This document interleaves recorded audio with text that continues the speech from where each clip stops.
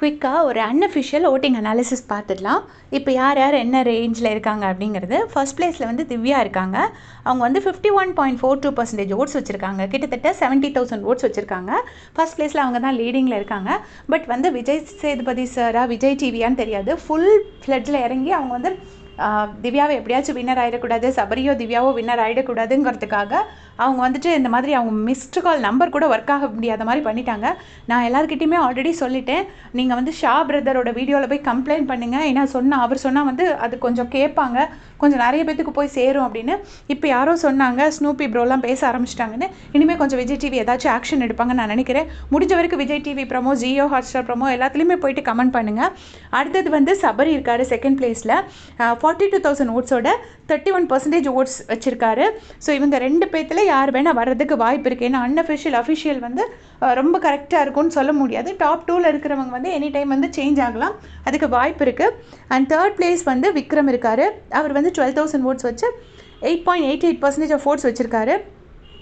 Last பிளேஸில் வந்து அரோரா இருக்காங்க 8.69% ஓட்ஸோட. ஆனால் இவங்க வந்து நேற்றுலேருந்து ஃபுல்லாக அரோராவோட மிஸ்டு கால் நம்பர் மட்டுமே தான் ஒர்க் ஆகுது. இதில் என்னென்னா எல்லாருமே அவங்க ஃபேவரட்ஸ்க்கு மட்டும் ஓட் பண்ணாமல் அடுத்தவங்களுக்கு ஒர்க் ஆகுதான்னு செக் பண்ணுறீங்க. நீங்கள் எவ்வளோ செக் பண்ணுறீங்களோ அவ்வளோவுமே அவங்களுக்கு ஓட்ஸாக தான் கன்வெர்ட் ஆகும், இன்னொரு பர்சனுக்கு ஓட்ஸாக தான் கன்வெர்ட் ஆகும். ஆல்சோ ஒரு நாளைக்கு 10 மிஸ்டு கால் கொடுக்கலாம். ஃபாரினில் இருக்கிறவங்க ஓட் பண்ண முடியாது.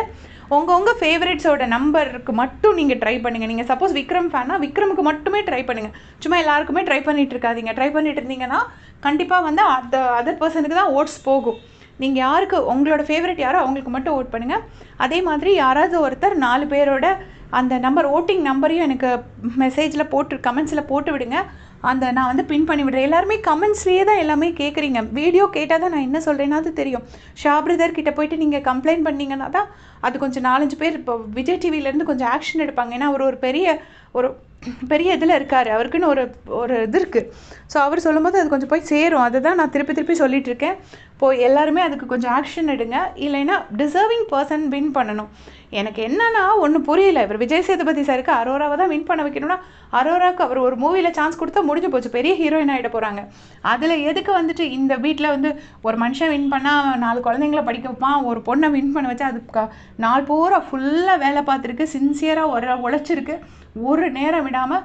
இன்னொன்று விக்ரம், அவர் வந்து ஒரு பெரிய பாசிட்டிவ் இல்லைனாலும் பெரிய நெகட்டிவும் இல்லை, நார்மலாக அவரோட வேலையை பார்த்துருக்காரு, எல்லாமே பண்ணியிருக்காரு. இவங்களை எல்லாம் விட்டுட்டு இவரோட பர்சனல் ஃபேவரட்டை வின் பண்ண வைக்கிறதுக்காக இப்படி அவங்களோட மிஸ்ட் கால் நம்பர் மட்டும் ஒர்க் பண்ண வைக்கிறதுங்கிறது ரொம்ப ரொம்ப ஒரு மோசமான விஷயம். எப்படி இதை வந்து விஜய் டிவி இன்னும் ஆக்ஷன் எடுக்காமல் இருக்காங்கன்னு சத்தியமாகவே எனக்கு தெரியல. உங்களுடைய கமெண்ட்ஸை சொல்லுங்கள். தேங்க்ஸ் ஃபார் வாட்சிங்.